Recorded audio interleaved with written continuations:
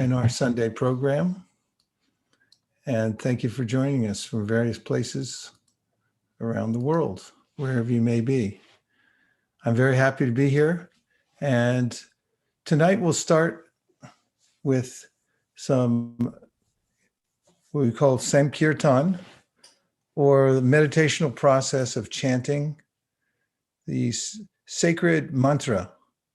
Mantra is comprised of names of our original divine source, like Krishna, Rama, and Hare. And when we sing them together, it creates a direct experience of the spiritual world. So this kind of chanting can be enacted anywhere. You can be at home, or you can be on a street corner, on an airplane. Of course, if you chant really loudly on an airplane, they may ask you to quiet down, and that's a different kind of chanting that we'll talk about today as well, called japa, a sort of a private meditation and a way to do mantra meditation.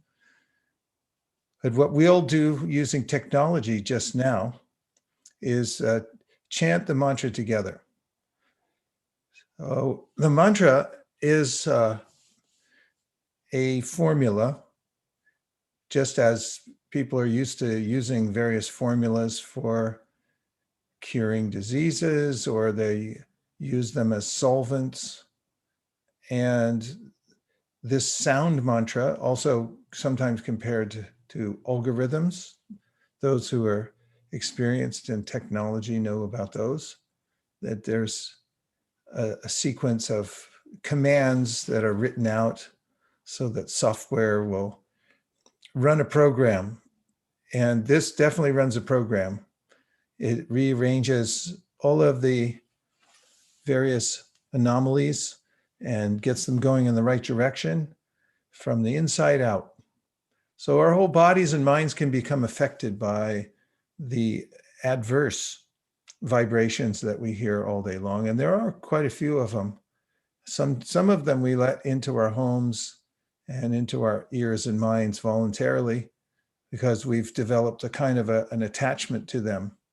Sometimes people that live by a freeway, when they travel somewhere else, they have to put on freeway noise on their iPhone so they can sleep.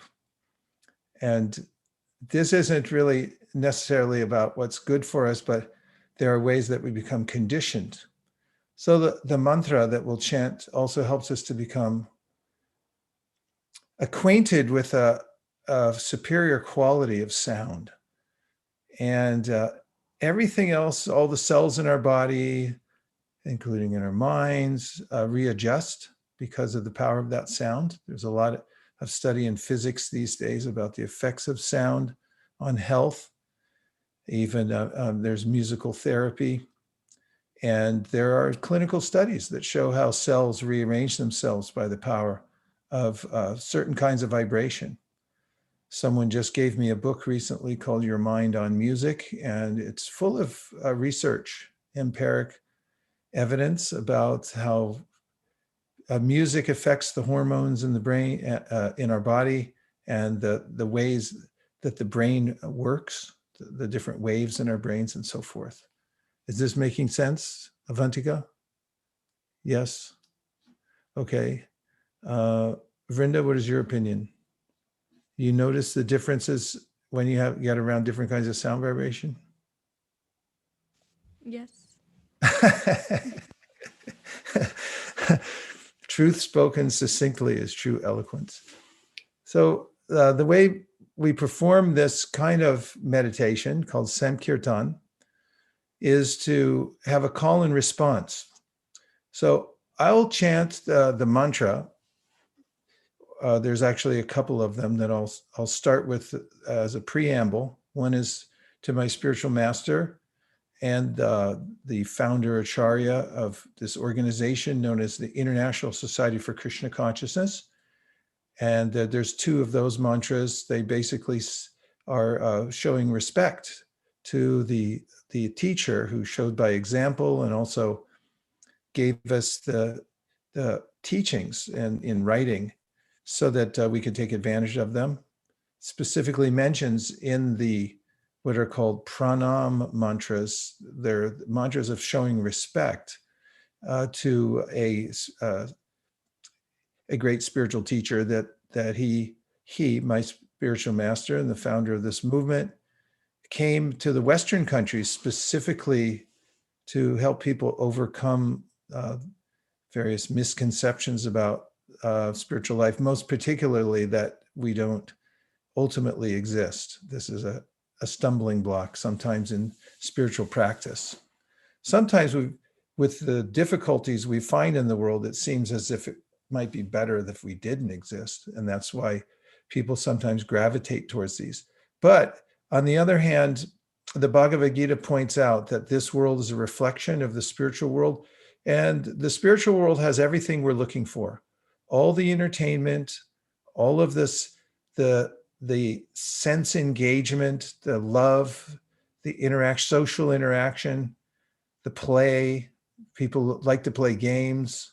It's a big a day for games here in America. I just was out for a walk and I saw people are gathering together to watch a big game on their television sets. So all the sports come from the spiritual world. So his mission was to reintroduce the spiritual world to those who had lost track of it or don't have sufficient information of it. So that's what the first two mantras are. The third mantra is a mantra to an avatar of Krishna, Krishna being the supreme personality of Godhead, who's the source of everything, and which includes us. And one of his avatars, that is that Krishna, although he's one, just like a candle that lights other candles, the other candles have light and they expand themselves and their brightness. But there's an original candle. So Krishna is the original candle, and all the other subsequent candles also have this same spiritual power, but they've emanated from an original candle. So an avatar literally means one who crosses over from a higher dimension to a lower dimension. In this case, from the spiritual world into the material world.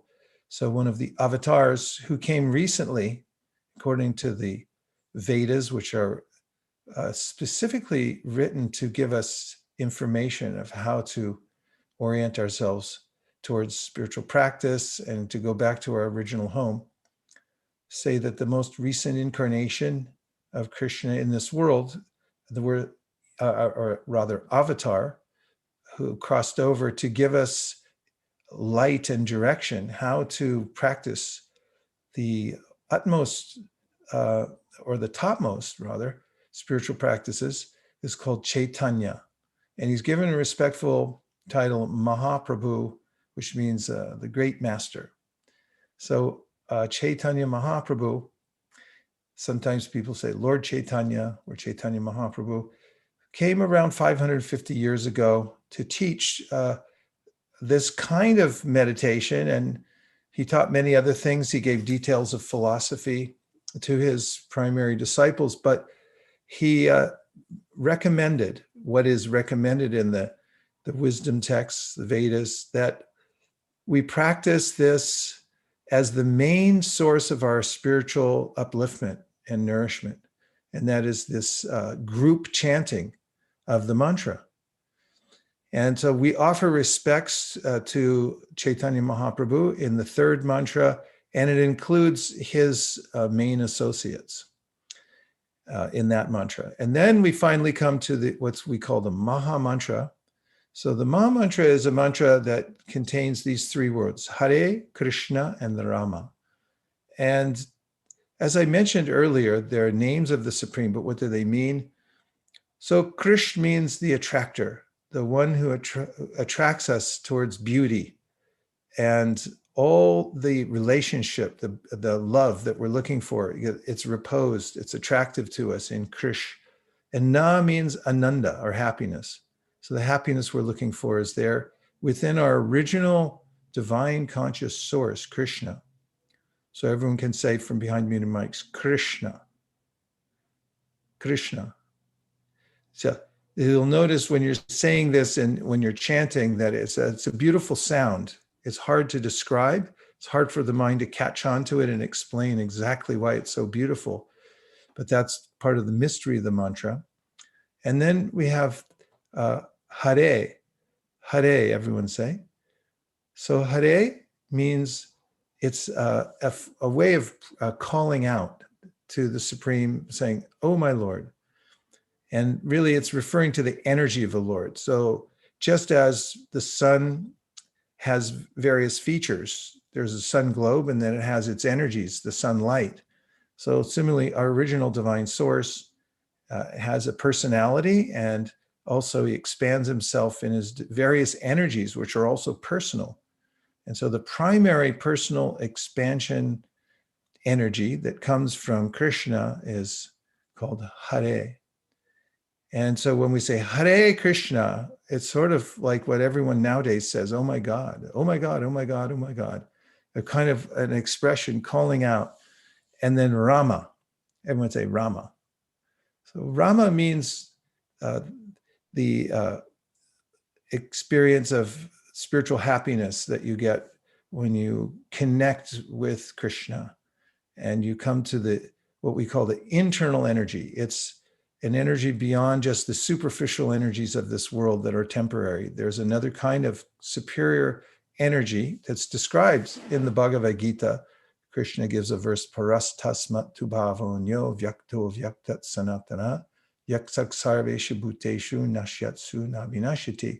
He says, when everything in this world is destroyed, and you might notice it in your own household, that things are falling apart even as we're speaking. There may be things you have to fix in your house. Sukeshwari's smiling. There may be parts of your body that need to be fixed right now. Do you have a tooth that's not working properly? Krishna describes how everything in this world will diminish. It'll fall apart.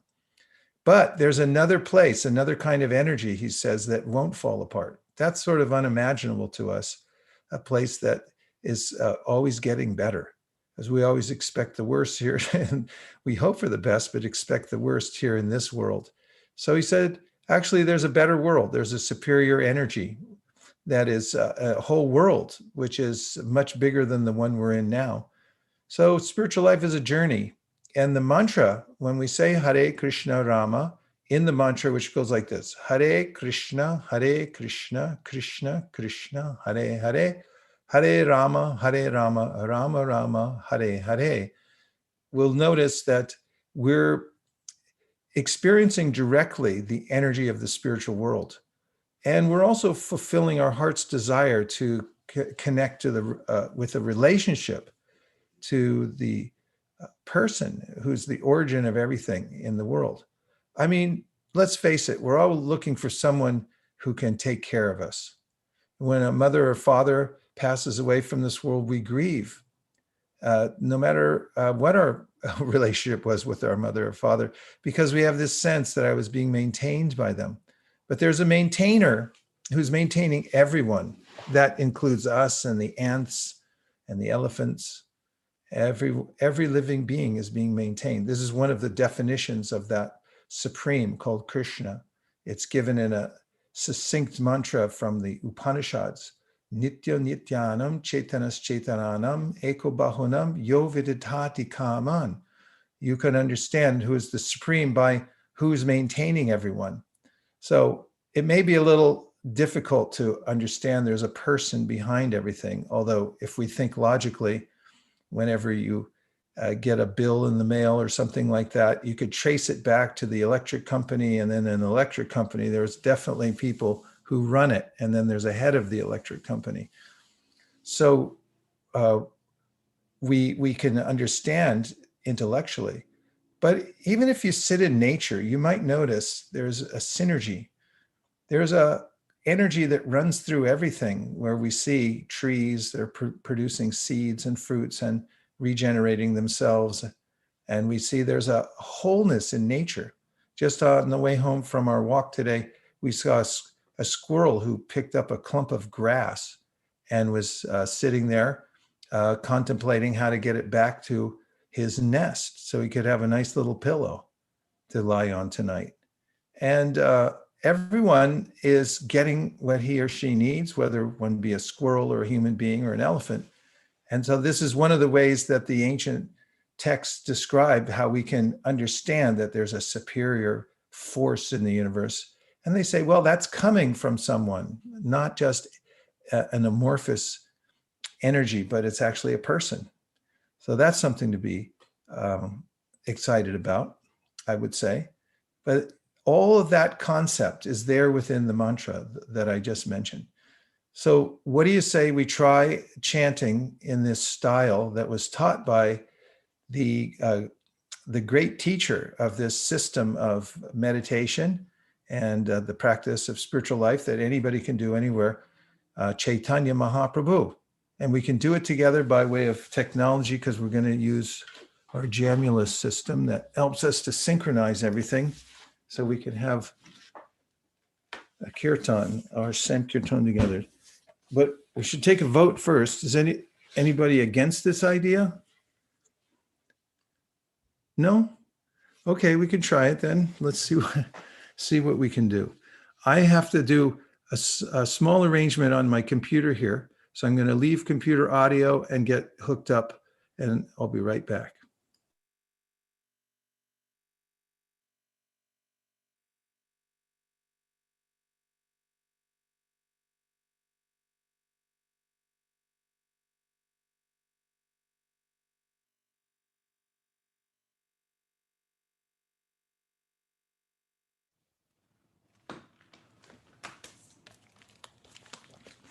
Hare Krishna. That's crystal clear, right? Yes. Okay, good. Now here's the first mantra, the first two mantras I mentioned, which are offering respects to the founder and the acharya, the one who teaches by example. Nama Om Vishnu Padaya Krishna Preshtaya Bhutale Sri Mate Bhaktivedanta Swami Niti Namine. Namaste everyone. Saraswati Deve Gauravani Pracharine Nirvishesha Shunyavadi Paschatya Deshatarine Jai Shri Krishna Chaitanya Prabhu Nityananda Shri Advaita Gadadhara Shivasadi Gaura Bhaktavinda. Hare Krishna, Krishna Krishna, Hare Hare, Hare Rama, Hare Rama, Rama Rama, Hare Hare. Hare Krishna, Krishna Krishna, Hare Hare. Hare Rama, Hare Rama, Rama Rama, Hare Hare.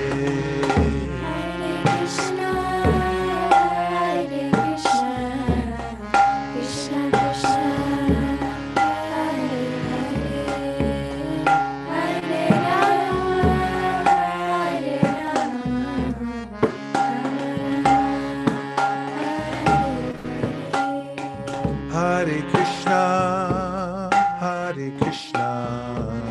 Krishna Krishna, Hare Hare, Hare Rama, Hare Rama, Rama Rama, Hare Hare.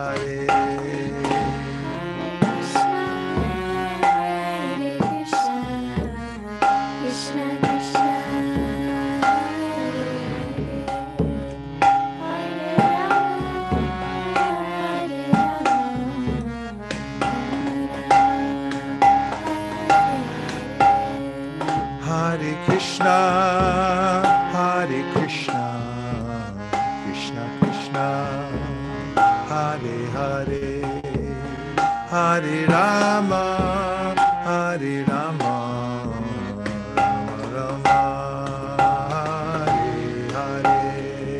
Hare Krishna, Krishna Krishna, Hare Hare, Hare Rama, Rama Rama, Hare Hare. Hare Krishna, Hare Krishna, Krishna Krishna, Hare Hare, Hare Rama, Hare Rama, Rama Rama, Hare Hare. Hare Krishna, Krishna Krishna, Hare Hare, Hare Rama,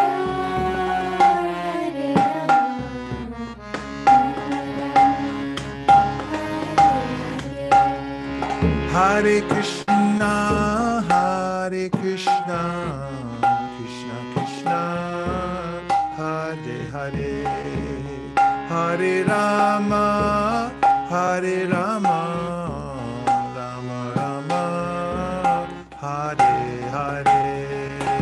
Hare Krishna, Krishna Krishna, Hare Hare, Hare Rama, Rama Rama,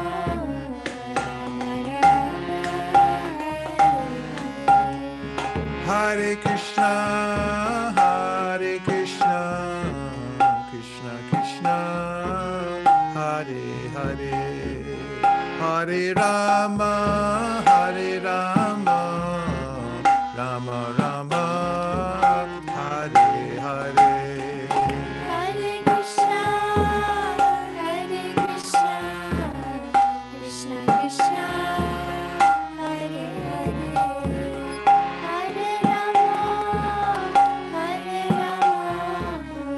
Rama Rama, Hare Hare. Hare Krishna, Hare Krishna, Krishna Krishna, Hare Hare, Hare Rama, Hare Rama, Rama Rama, Hare Hare. Hare Krishna, Krishna Krishna, Hare Hare, Hare Rama,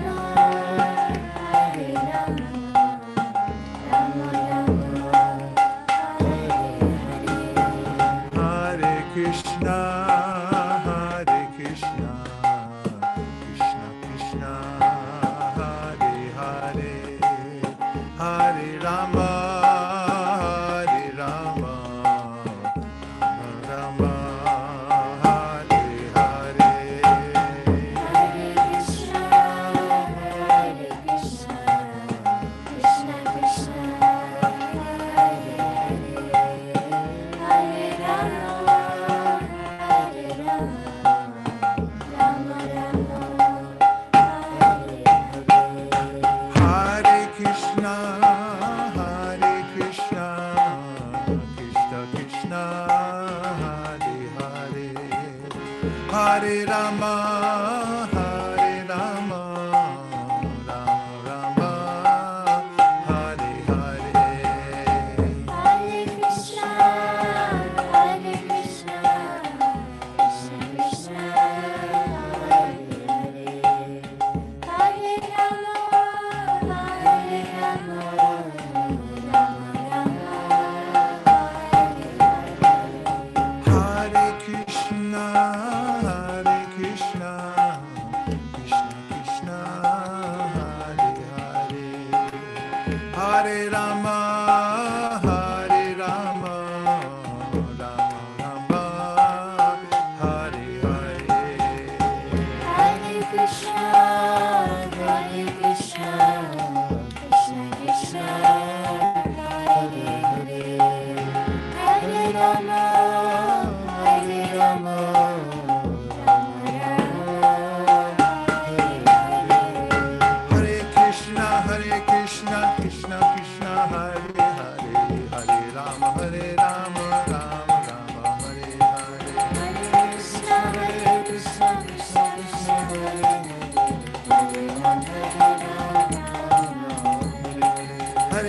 Krishna, Krishna Krishna, Hare Hare, Hare Rama, Rama Rama, Hare Hare. Hare Krishna, Krishna Krishna, Hare Hare, Hare Rama, Hare Krishna, Krishna Krishna, Hare Hare, Hare Rama, Rama Rama, Hare Hare.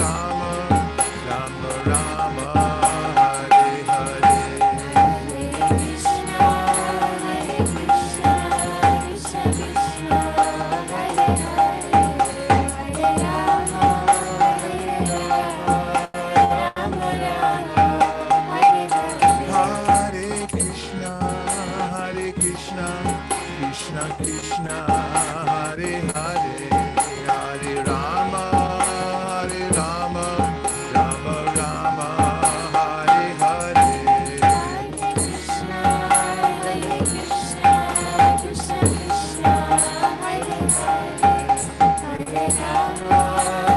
Krishna Krishna, Hare Hare,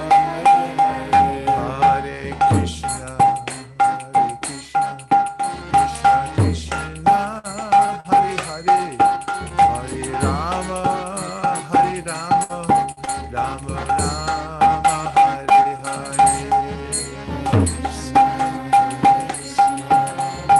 Krishna, Hare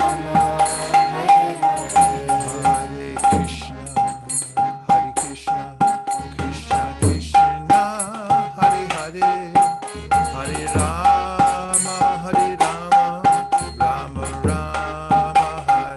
Krishna Krishna, Hare Hare, Hare Rama,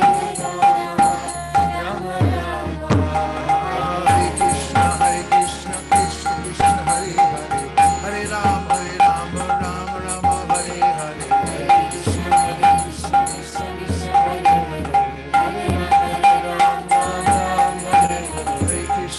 Krishna, Krishna Krishna, Hare Hare, Hare Rama, Rama Rama, Hare Hare. Hare Krishna, Krishna Krishna, Hare Hare, Hare Rama, Rama Rama, Hare Hare.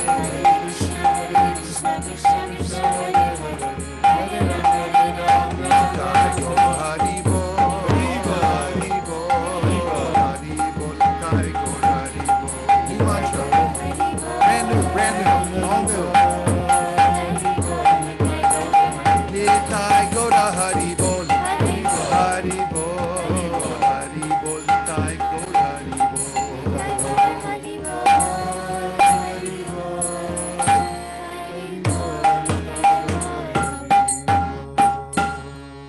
Nitai Gaur Premanande. Avantika Harmonium. Brenda on the flute. Almost started playing. Priya with her violin, but she never played. Somebody on kartals. The Hare Krishna singers. Let's hear for the Hare Krishna dancers. For the devotees in Atlanta, Georgia. Devotees all over the world. Nitai Gaura Hari Bol, Hari Bol, Hari Bol, Nitai Gaura Hari Bol. Hari Bol, Hari Bol,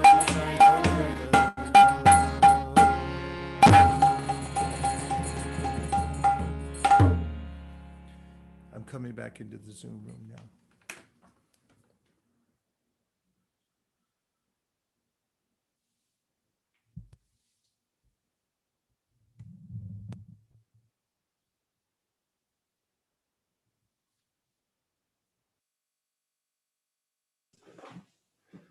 And now for the next part of the presentation, I first offer my respects to my spiritual master, His Divine Grace A.C. Bhaktivedanta Swami Prabhupada, who brought the process of devotional service, which features, as I've been explaining, the chanting of this mantra.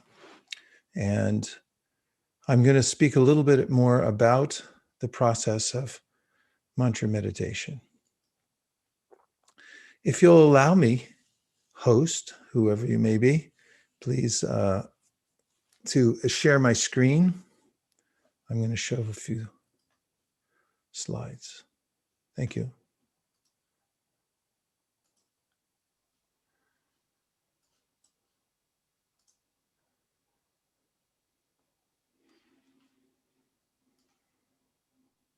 So what you see on the screen, mantra meditation, you are here, is a deliberate misspelling of the word here. And the reason is, well, I'll explain that in just a minute, but I'd like to have you say, if you don't mind, what you think that means. Mantra meditation, you are here. Would anybody like to posit a guess about what I meant? You have to hear the mantra. You are what you hear. You are what you hear. Oh, there's a lot of them. Okay, so it's Sukeshri, you said you have to hear. Oh, you have to hear the mantra. Okay, thank you. That is helpful because it's based on sound vibration. And did Koladweep Prang, did you say something or was somebody else? You are here to hear the mantra. Hare Krishna. You are here to hear. Yes. Okay, Hare that's Krishna. good. I Hare did not Krishna, say Guru anything, Maharaj. Maharaj. Hare Krishna. Okay. I was thinking I was remembering you once saying that you, whatever you hear, the sound vibration takes you to that place.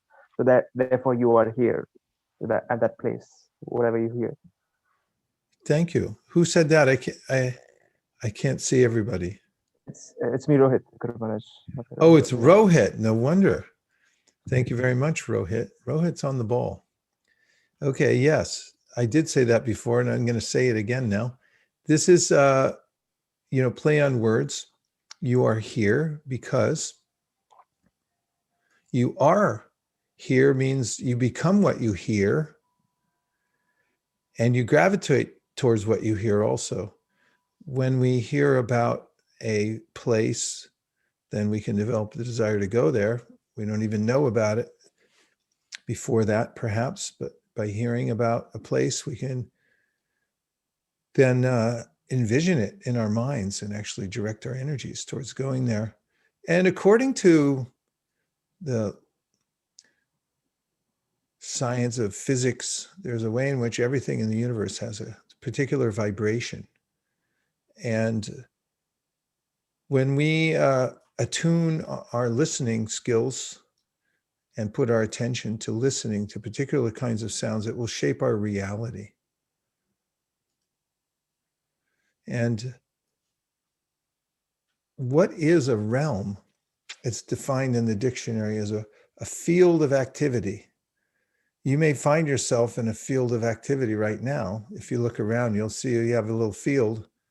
It may look like a room, or maybe you're actually in a field somewhere. I see Garima's walking out in nature. She's almost literally in a field. And Madhava Govinda is up in a Canadian field. So we all end up in a certain place, in a field of activity. Actually, the word realm comes from Sanskrit Raj, which means to rule. And this concept comes up again and again in the Vedic teachings, and that is that the realms are defined by the quality of the sound that pervades them. Realms, or fields of activity, are defined by the quality of sounds that pervade them. Oh, there's a famous progression of mantras, or it's a mantra itself, with a progression of descriptions of realms, Om Bhur Bhuva Swa. So there are various levels of this universe that we're in now that are described by Bhur Bhuva Swa. And there's a famous mantra from the Vedas called the Gayatri Mantra, which includes these three words that describe these realms. What's the difference between them? The difference is the refinement of the sound vibrations there. And simultaneously, by particular mantras, one can transform one's own realm into a higher realm through the vibration itself. So we can see that where we are now, you are here, is dependent on what you're hearing, what you're listening to, the kind of sound that you're making. So you can turn a heaven into hell or hell into heaven by adjusting the sound vibration in the particular place you're in now. In politics, you're probably aware that the one who rules the airwaves wins. In fact, I heard a pollster, a person who assists people, that is, candidates running for office many years ago, say this phrase, one who rules the airwaves wins. It's well known even during warfare, there's an attempt to take over the airwaves. So what people hear convinces them either to give up or to fight for a particular side.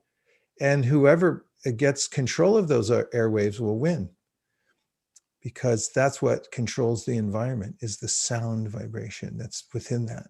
And similarly, in spiritual life, in spiritual practice, the one who controls what he or she listens to wins. This is the main focal point for, or the locus of control that we have in our life, is determining what we listen to. So when we learn about sound and the qualities of different kinds of sounds and the effects that they have on us, and we learn control and discipline in our life so that we can listen to sounds that will take us to where we want to go and transform us into what we want to be, then we advance in spiritual life. So I just made this sentence parallel with the previous one. Just as in warfare, you win by controlling the airwaves, so similarly in your own spiritual practice in your life, you'll win the fight over the distractions that come from the mind and senses and from the rest of the world by winning control over the sound. And when you adjust that, you'll adjust everything else in your life. Sound is creative, and it will create your environment, and it will take you to a particular realm according to this kind of sound vibration that you're listening to. Now, before I go to the next few slides, I just have a round of reflections of anything that you heard so far that seemed useful to you or that resonated. You can just unmute and talk about it, and it'll help to expand the conversation. Hare Krishna, Guru Maharaj. Dandavat Pranam. Hey, is that Godruma Prana? Yes, Guru Maharaj. The stalwart from New York? Just trying, Guru Maharaj. It's good to see you. I was still thinking about that you are here point you made, Guru Maharaj. I was thinking that in a mall, in a shopping mall, there's like a big map of the floor, and there's so many things going on, but they show you where you're situated. And I was thinking that this material world is also like a big, crazy mall. And when we hear, we sort of get oriented and we're informed that you are here when we hear. So I just wanted to share that. I like that. That's another point also. In the practice that Lord Chaitanya, or as I mentioned before, Chaitanya Mahaprabhu passed on, the teachings that he passed on involve starting with what's called Sambandha Gyan. It's a very beautiful word. It means our relationship with this world, our relationship with our original divine source. And when we hear about that, we get an understanding of where we actually are. I mean, did any of you be honest now, when you came out of the womb, did you have an idea where you were?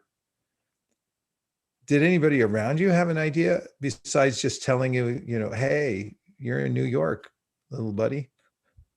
Or, but did anybody have a clear map for you or an explanation of why you popped into the world, why you were going through what you were going through? Most likely not, but the first stage, as Godruma Prana just pointed out And spiritual practice is getting oriented. Where am I? Where am I starting from? How frustrating will it be if you go to that big mall and you look at the sign? It's most likely electronic these days, but you look at it and it has a little red dot that says you're here, or it used to, and somebody pulled it off, some vandal, and then you have no idea where you are. That's very frustrating. And when we don't know where we are, it's very difficult to see where to go, how to get anywhere. So you are here. When you hear about where you are, for instance, according to the Srimad Bhagavatam, which is a quintessential teaching on bhakti yoga, we're right in the middle of the universe. Isn't that interesting? And just as you might see it in a theater, there's an exit door in theater that you see an illuminated sign that says exit here. And similarly, on this particular planet, the Earth planet, there's an exit door. You can get out of the universe through this planet. So that's good. You're close to the exit. That's important to know where you are. And also hearing and sambandha, which I'm describing our relationship, we actually, this is kind of shocking what I'm about to say. So if you're more in a passive mood and you don't feel like being shocked, then cover your ears for this next section. If any kids in the room, take them out. Okay, so here it is. It's mentioned in the Vedas that asango hyayam purushaha. And what that means is you don't have anything, you have no real business here in this world. You have no real relationship with the world at all, with this material realm that we're in now. Is that a relief, or is that shocking to you? Koladeep Paran looks pretty happy about it. Yeah, it's a relief, Guru Maharaj. It's good. It's good to know. This is not our place. If you ever felt disappointed and say, this is all I get, just don't worry. This is not yours. You know, it's not meant for you. That's what it means. Asango hyayam purusha. You have no real sangha here. There's nothing to see here really that's going to actually do anything for us. And so we don't have a relationship here. We have a relationship elsewhere, and we can understand that by hearing as sambandha. I mean, just hearing about it is a little bit of relief, because if I invested everything I have in this world and then I have the sense that it's going to crumble, it's very unsettling, actually. But if I have an idea, in fact, we used to do a play, a little skit. It was called, I Put My Money in the Wrong Bank Account. It was about a guy who keeps going and making deposits. And then at the end of the skit, he goes to withdraw it all. And it turns out he's been using the wrong number and he put it in the wrong bank account. And he didn't have anything. And it's a parallel to the investment I make in this world. And then it all gets yanked away. And it turns out you put your money in the wrong bank account. So really hearing about our relationship with the world and where to actually make your investment is part of yoga, sambandha.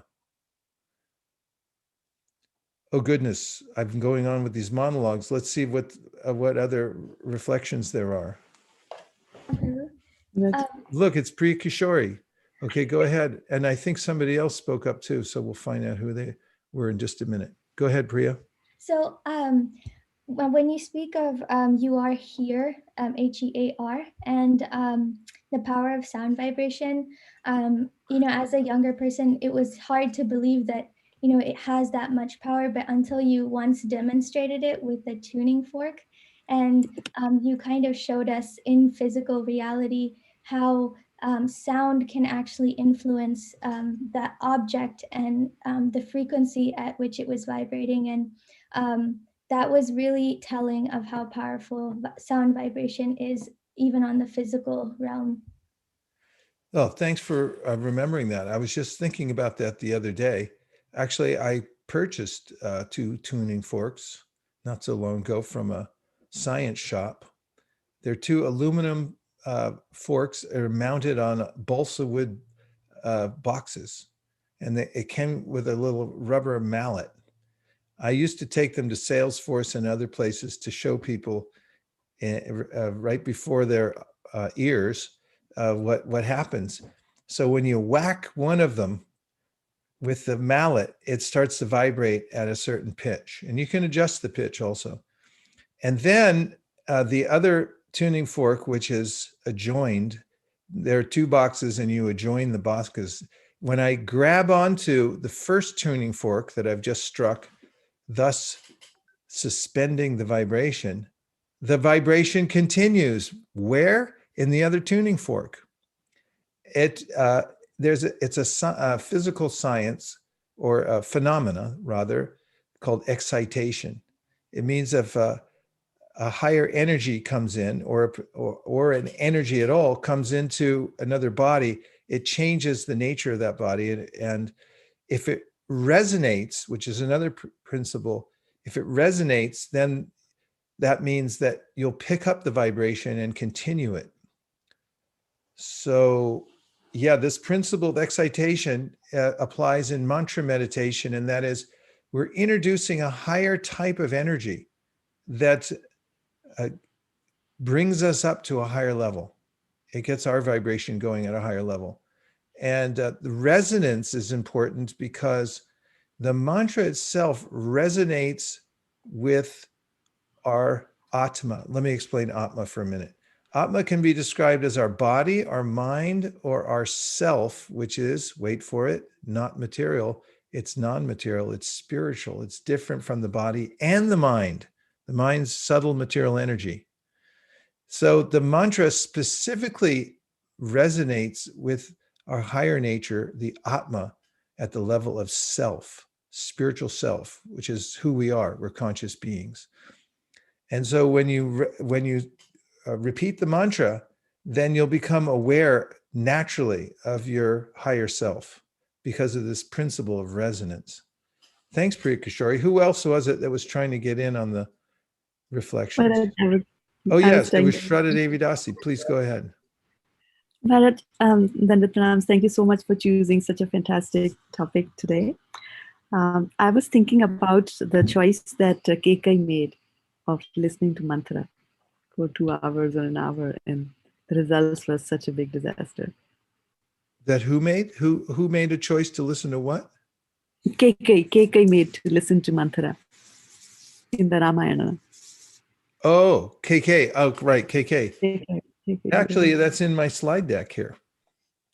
Oh. It's just coming up. Okay. I'm glad you gave a preview to it, and it's a very important point. And I'm going to go into it deeply in just a minute. Well, semi-deeply. And I recall that from your other discourses. You had mentioned that. Yeah, because you made the slideshow. The other one with KK in it. Yeah, thank you very much, Shraddha.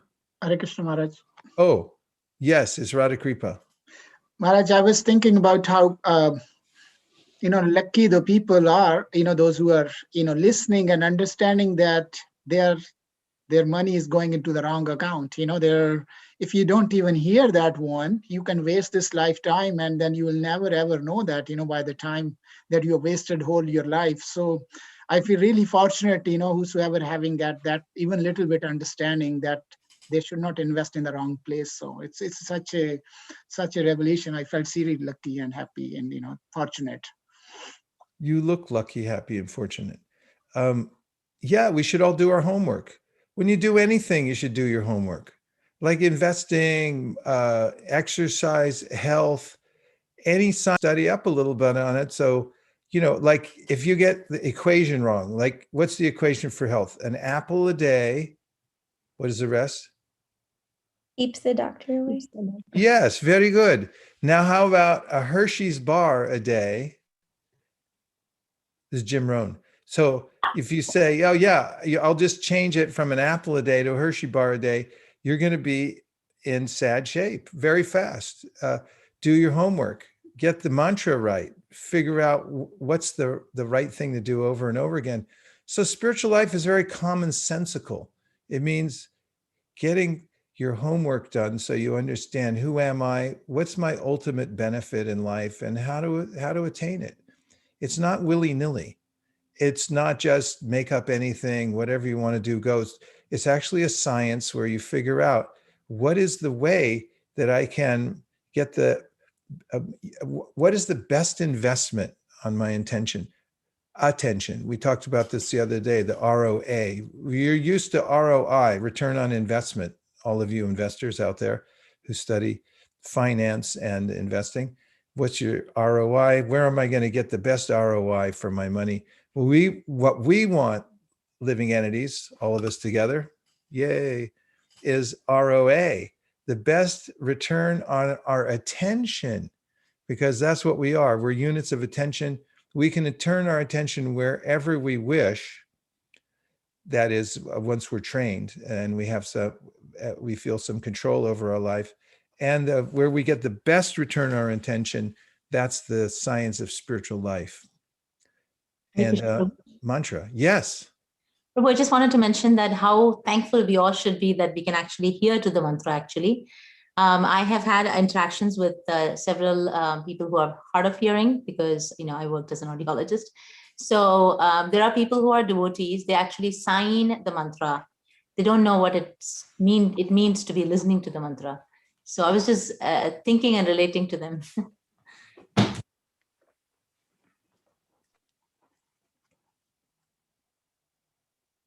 Yes.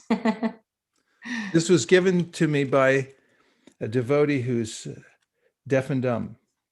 And I took him out on book distribution for the first time in the UK. Wow. And he distributed more books than anybody. Nobody wanted to refuse him.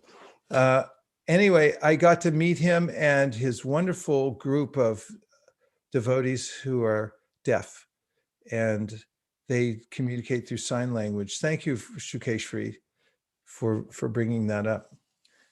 So determined are they that they translate the sound vibration into like Hare Krishna, Hare Krishna, Krishna Krishna, Hare Hare, Hare Rama, Hare Rama, Rama Rama, Hare Hare. Thank you, Prabhu. Okay, are you all ready for a couple more slides? Yeah? Yes. Niharika's into it. I'm going to go. Yes. All right.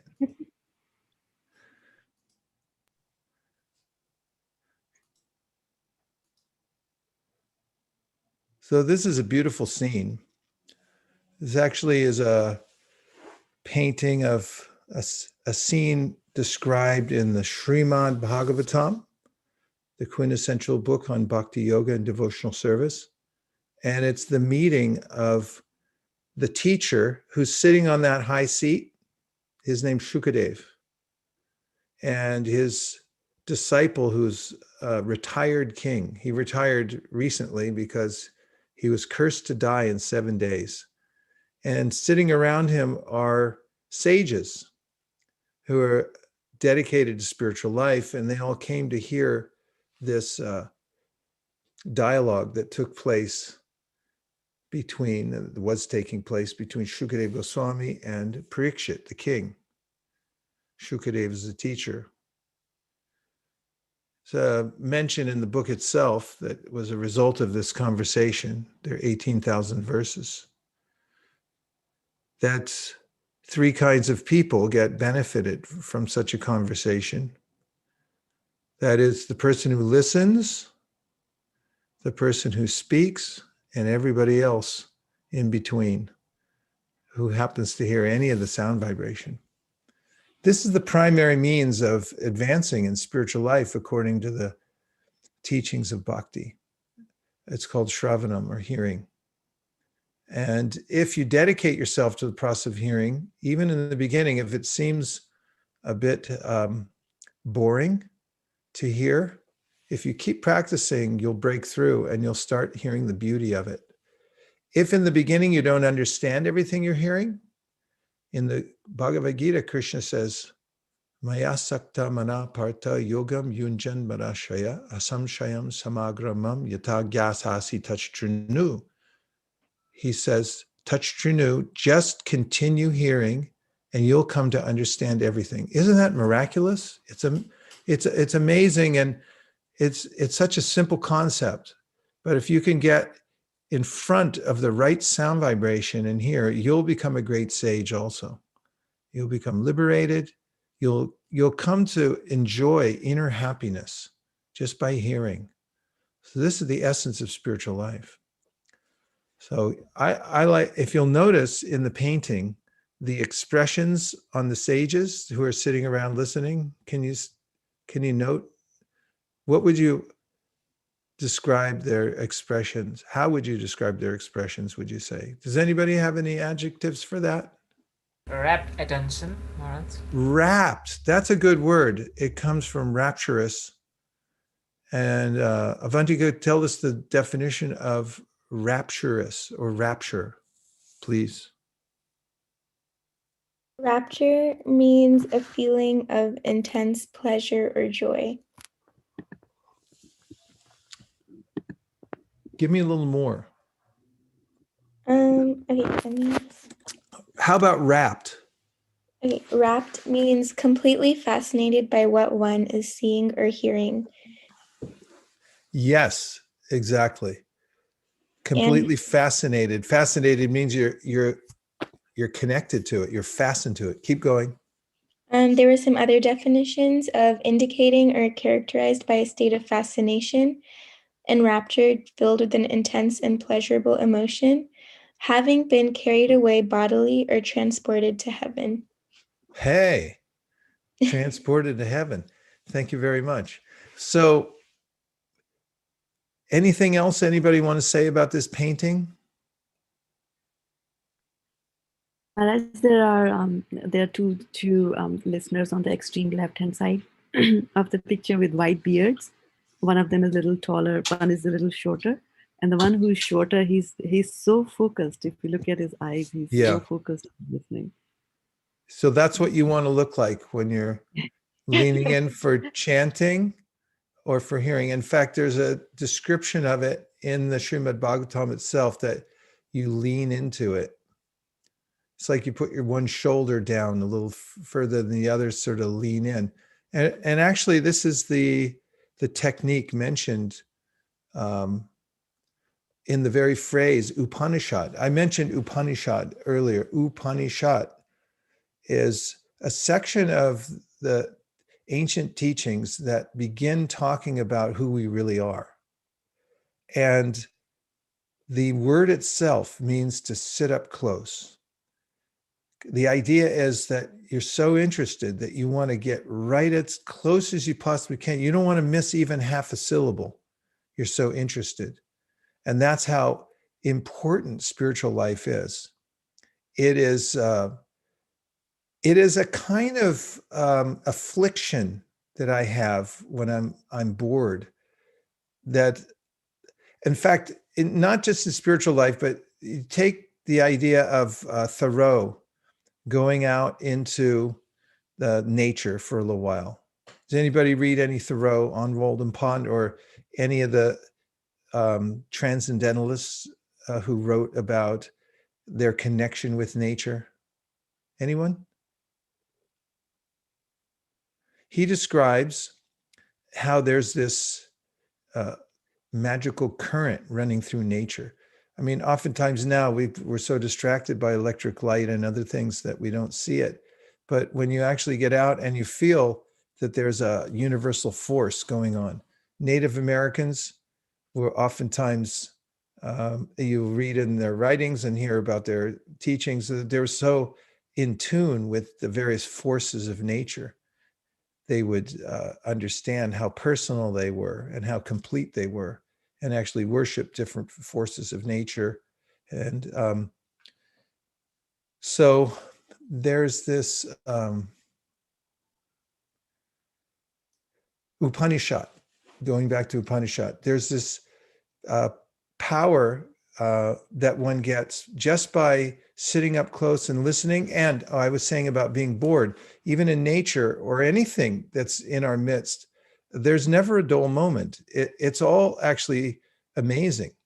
But I can become afflicted and covered over with this idea that actually I need some different kind of stimulation. In the meditative mindset, one can sit anywhere and feel appreciative of the environment.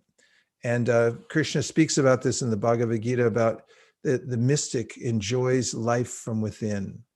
Actually is feeling happiness within. There's a kind of joy that's always there within the heart. So this can be awakened by hearing. Okay, I'm going back in. Is everyone okay? Anybody need to stretch or stand up for a minute? Halftime? Seventh inning stretch? Nothing? Okay. If you do, please feel free. Okay, here we go.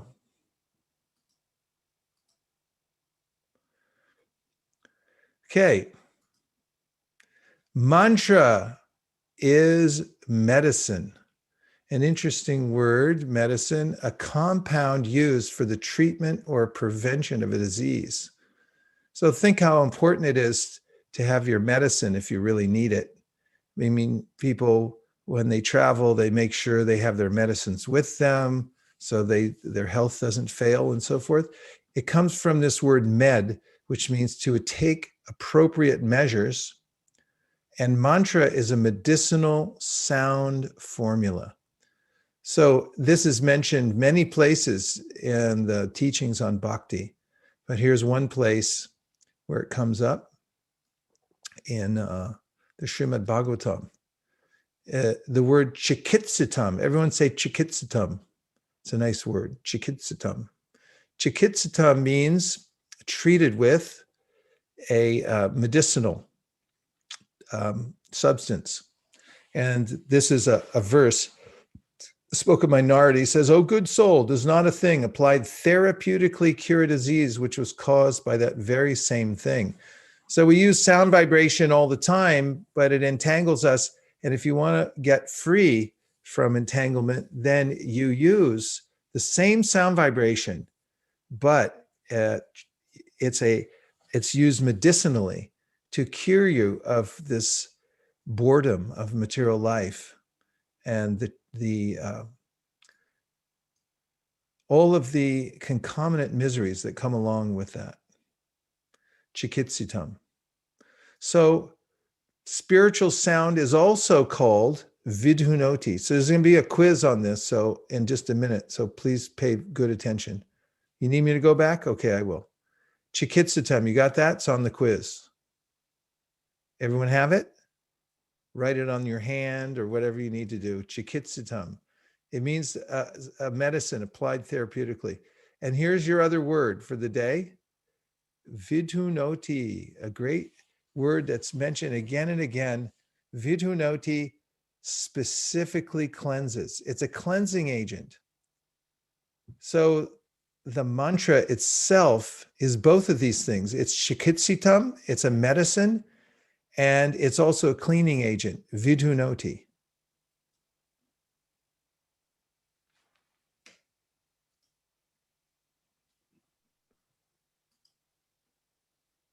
Don't say I didn't warn you, pop quiz.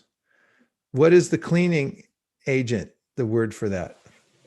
Vidhunoti. Vidhunoti. Oh, you're right on top of it. You got it right away. Vidhunoti.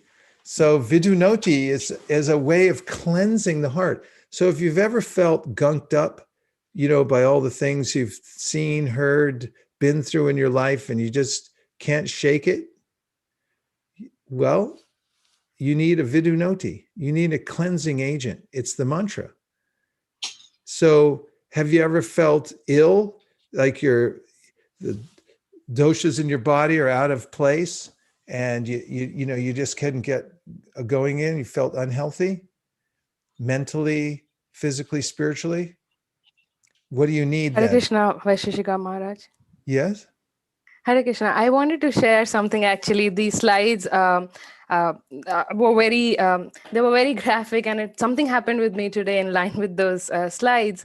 So yesterday I was listening to, I was actually watching one of my friends' wedding video where they were all material sounds and some songs that we all don't want to hear, but it just came back when I was watching the video, and I was just thinking how dangerous hearing can be, because when we hear from unauthorized sources. And today morning when I woke up, the first thing the first thing that came to my mind was that tune, and I was very embarrassed by myself that, you know, how come that tune stuck on my mind. And then somehow after there was a morning program where Nirakula Mataji gave a talk, and somehow the kirtan there was so mesmerizing. And after that, I don't remember the tune anymore. I just remember that mesmerizing Hare Krishna tune, and I was like, wow, it actually cleansed away, and I don't want to remember and don't want to go back to that tune. So yeah, and I hadn't heard that tune like since 10 years, and it just came to me. And the first thing in the morning, I'm doing my japa, that horrible material song came, and I was very embarrassed of myself. And I was just thinking how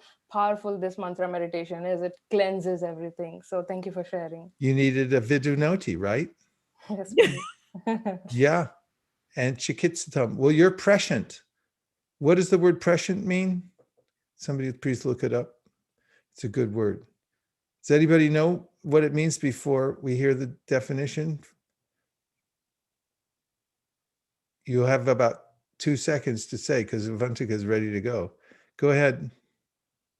I searched it up by mistake. I know you did. That's your job. Okay, go ahead. It means having or showing knowledge of events before they take place. So Ankita's prescient, and I'll show you why. Are you ready to see why? Here's the next slide.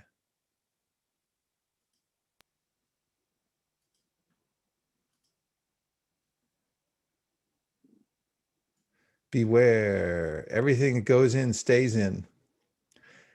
And I think that Shraddha is also prescient, because she mentioned KK and the mantra effect, not the mantra effect, but the mantra. So first of all, the sound vibrations that go in our ear, they end up in our heart and our mind, and they stay there. They create impressions. So we have to be really careful. I can remember jingles from when I was a kid. You want me to sing a few? Sorry, can't help you. I know them, but I'm not going to sing them.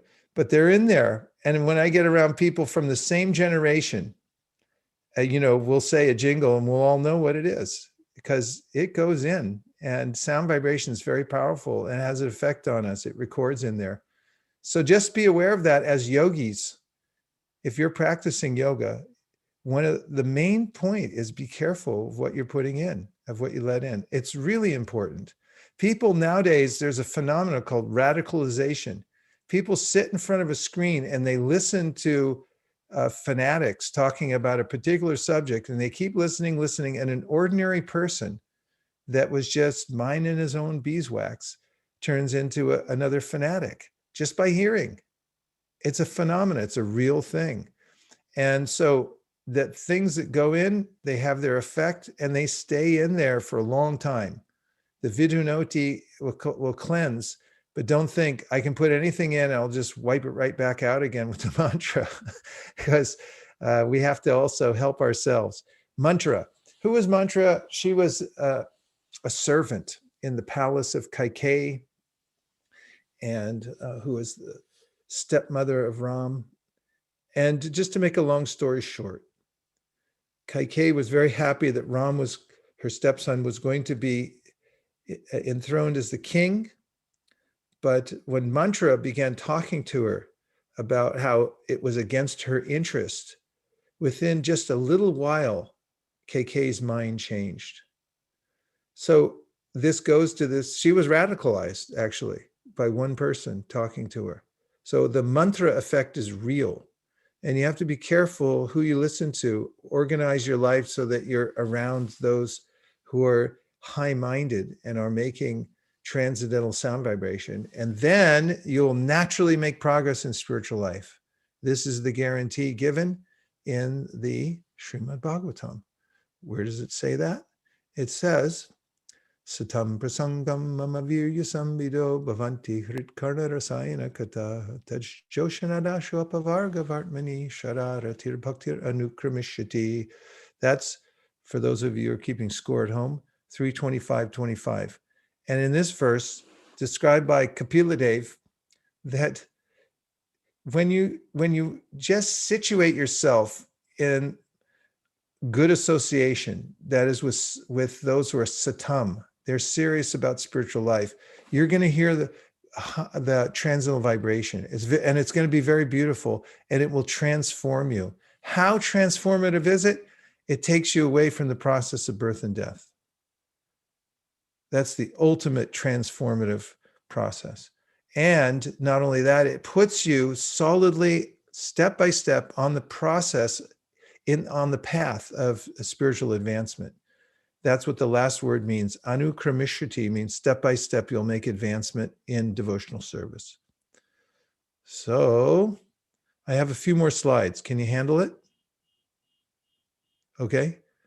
Everyone okay in Atlanta? I know it's late at night. Yes, Guru Maharaj. Okay. But I deeply appreciate your hair, even though you're past your bedtime. Okay.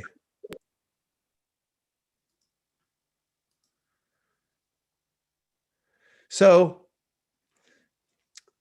this, I must say, is good advice.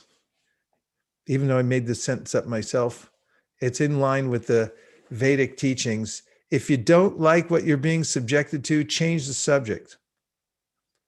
Change the channel, change the subject. Don't subject yourself to sound vibration that rots your brain, that makes you crazy, that radicalizes you, that makes you distracted. Change the channel, change the subject. That's your job as a yogi, is to change the subject if you don't like what you're being subjected to. And you should realize that you don't have to be subjected to anything you don't want to be. And your choice is to change the vibration, change the subject. And sometimes it takes a little while, it's incremental, but work in that direction and you're going to have all perfection in life. This is when you take on mantra and the life of mantra, not mantra, but mantra, you get what's called perfective sound. Yes, it's a real word. Perfective sound means it takes you towards perfection. So when you do the mantra, you get the vidunoti and chikitsatam, and it clears the mist of ignorance by this mantra meditation. And so here's what you'll discover. Just a few of the benefits you're going to get from doing this. First of all, that you're amazing. You are something that is indescribably amazing, and you may be enamored of various people or things in your life, or I just say, have an idea that you need something to be happy, but the best thing you have is you. And that means that you're not your body or your mind, but you're a part and parcel of the original conscious divine source. You have the same quality as that divine source has. You are amazing in all ways, indescribably amazing. And best of all, you were born to sparkle. I saw that on a sign at Govinda Priya's house in Sacramento, and I took it on my notepad. I like that one. You were born to sparkle. And that's what we're born to do, is to sparkle. And so start sparkling, everybody. Chant your mantra, get clean, clean your mind, and sparkle. Be happy, and don't be bored. Getting started with mantra meditation. Here's how to get started. First of all, become aware that you're a unit of awareness. You can make choices. Become aware of your own awareness. This is important because oftentimes we're just focused on the external aspect of our life and think, I am an engineer. I am a fireman. I am a policewoman. I am a whatever, that these are just temporary designations. Become aware that you're a unit of awareness, you're conscious energy. You have nothing to do with the body and mind. How does that make you feel Tadiya Seva, Prabhu. You're not your mind about, look, he's happy. You know, I'll just say a few words about this, how happy you become so quickly. And that is that, you know, sometimes when we go out to sell books on and meet people, we distribute books. It's been a preoccupation of mine in part of my life, major part. And one of the ways I found of interacting people that is instantly effective is to tell people they look spiritual. And that what happens is they have instant self-realization. Because when you say you look spiritual, turn to somebody next to you in your house or apartment and say you look spiritual. Even if you have a parakeet, tell your parakeet, you look spiritual. There's an instant remembrance where and it's compared to this story that's in the Vedas. So there were these 10 people riding on a boat, and they came across the river, and they were all getting off the boat, and the head of the party delegated one of his members to count up and make sure that everybody got off. So he counted up.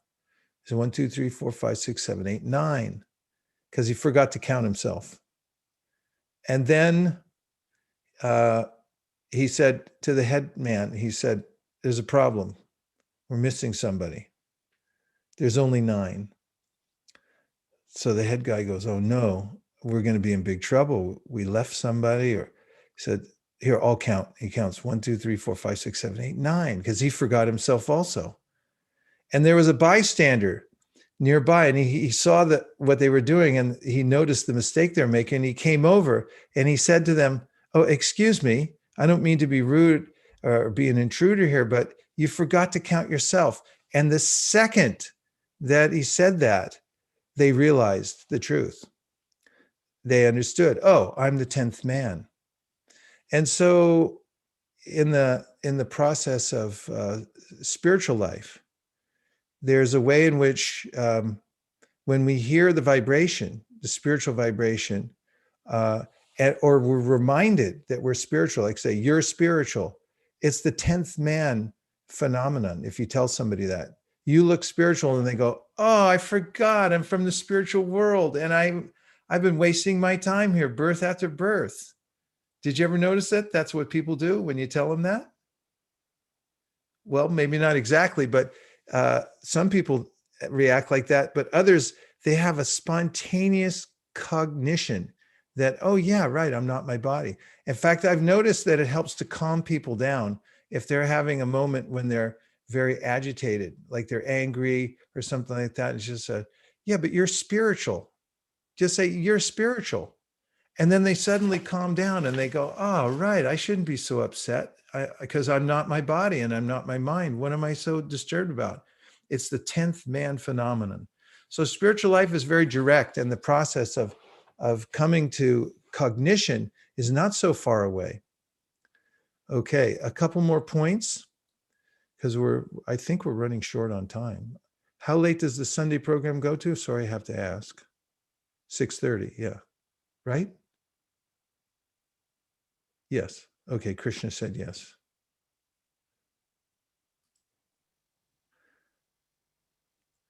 Here we go. Now, next one is learn the mantra. So the Ma mantra is the most important. It goes, Hare Krishna. Repeat after me. Hare Krishna.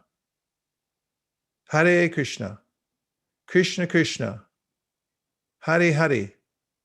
Hare Rama. Hare Rama. Rama Rama. Hare Hare. Now you may be thinking, well, I know that mantra. I've heard it before.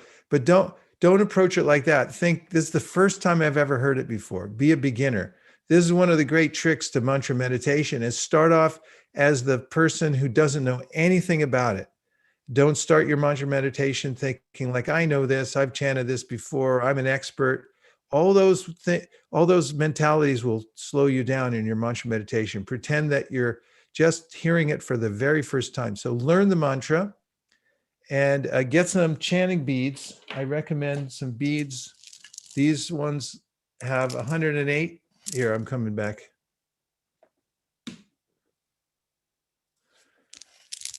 Get a string of beads like this, has 108 beads on it.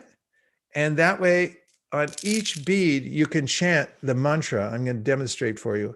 Hare Krishna, Krishna Krishna, Hare Hare, Hare Rama, Rama Rama, Hare Hare. Now I'm moving to the next bead. Hare Krishna, Krishna Krishna, Hare Hare, Hare Rama, Rama Rama, Hare Hare. Now you go all the way around. You chant one mantra on each bead. See, I'm moving around quite quickly. It would be slower chanting one mantra on each bead.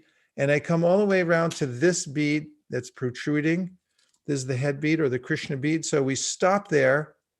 And once you go all the way around, that's 108 mantras. And that's called one round. Everyone say one round. Then you turn around and you go back the other way. And if I go all the way back the other way, chanting one mantra on each bead, how many rounds do I have?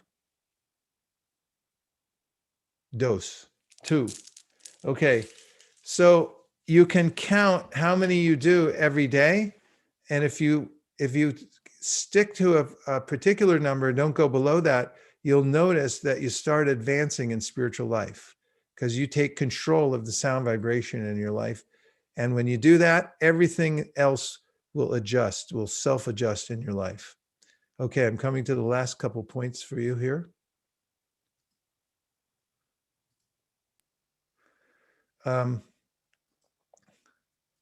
Now, practice chanting and listening to the mantra.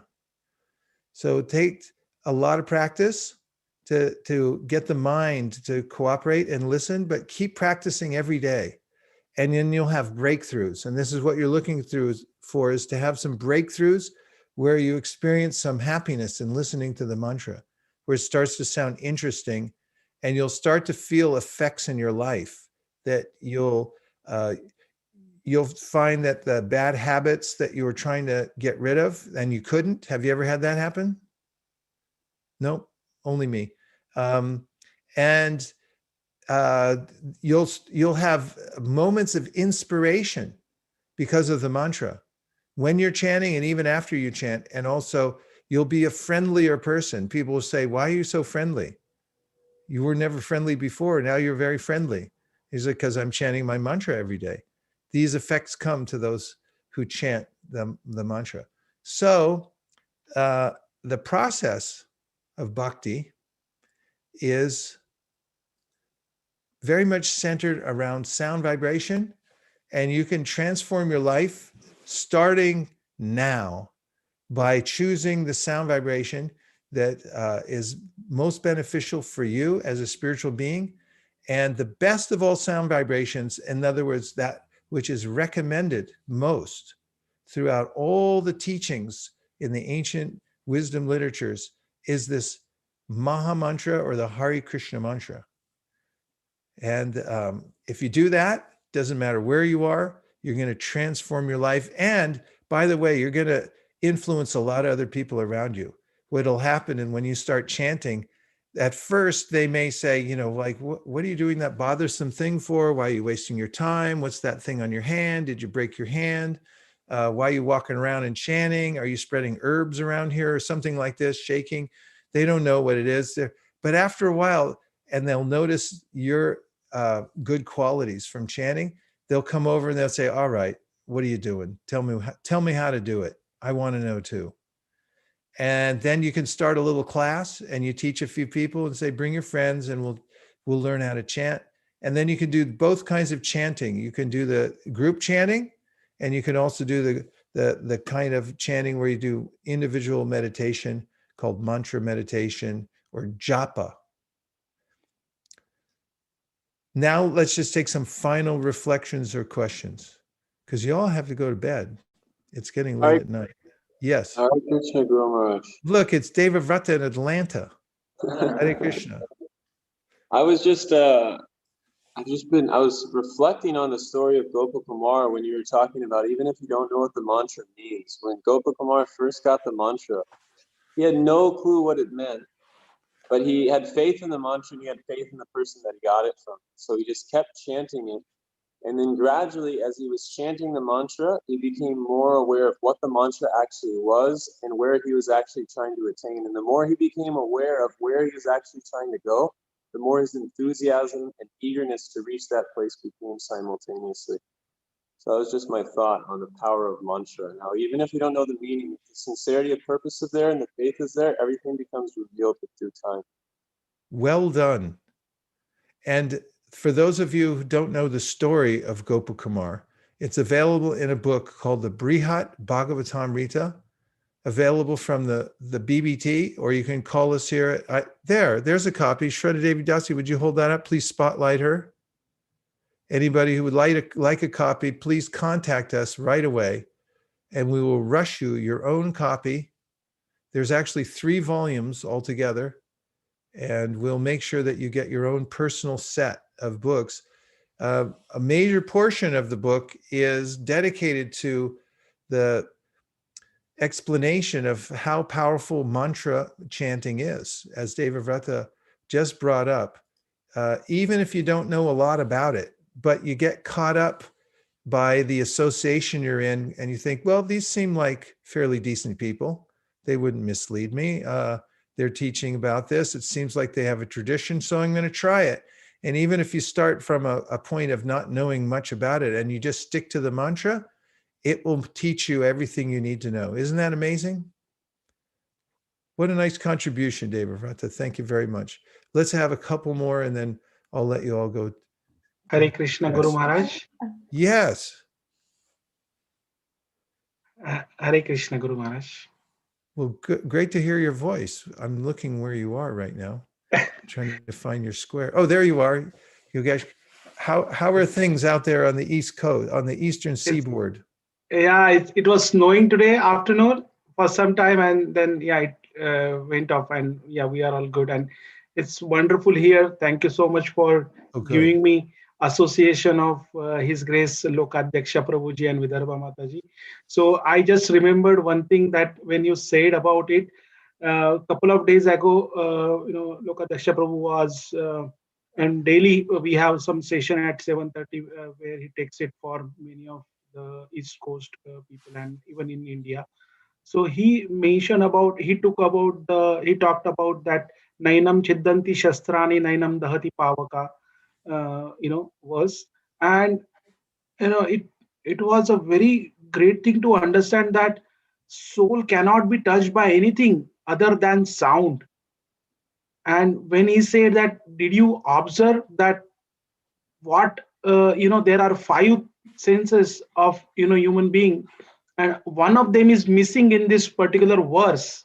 And we were trying to find out, and we realized that sound is the one that is not there. That means only sound can touch the soul.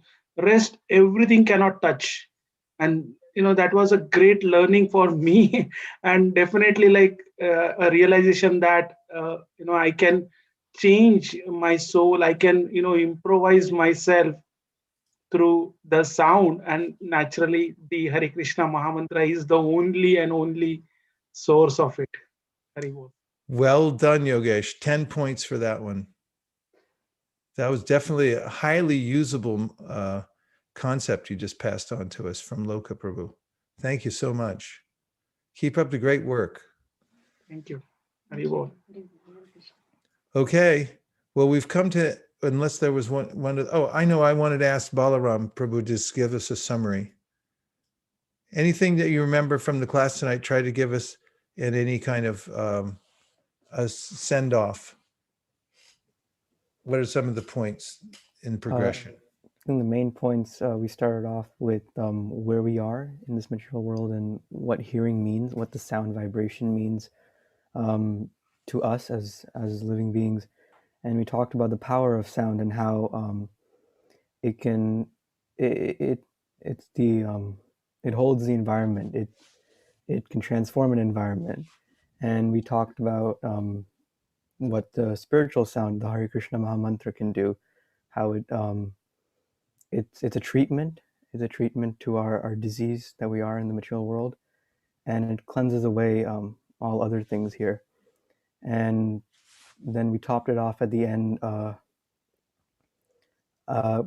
We continued talking about the Maha Mantra and the process of chanting the Maha Mantra with attention and with beads and all that. And we ended with some really nice reflections of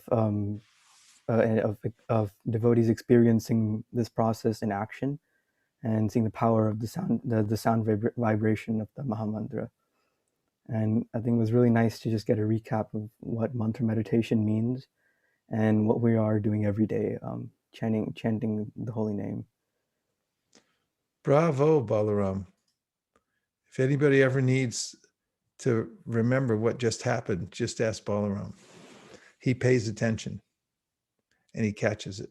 Thank you. I'm impressed.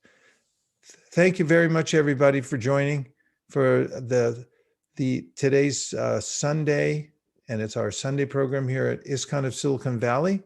And devotees came from North Carolina. We have Shreya from North Carolina. We have devotees from Atlanta and various places around the country. Anybody from around the world? San Diego, Subhadra is there, and many others. Sergio is here. Good to see you, Sergio. I'm from Mexico. And from Mexico, we have Sergio. Haribol. Welcome. Haribol. Hari Hari. Well, there's lots more in the other windows here. I'm just cruising through, but I'm seeing everybody here. All right, so let's end by coming out of mute, and everyone can say what great yogis say to each other when they come out of their caves in the Himalayas. They say Haribol. Haribol.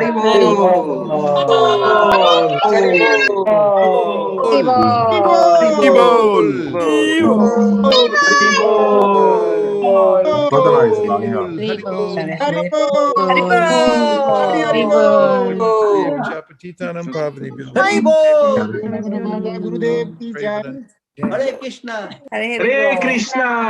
Hare Krishna. Hare Krishna. Krishna. Krishna. Hare Hare. Krishna. Hare Ram.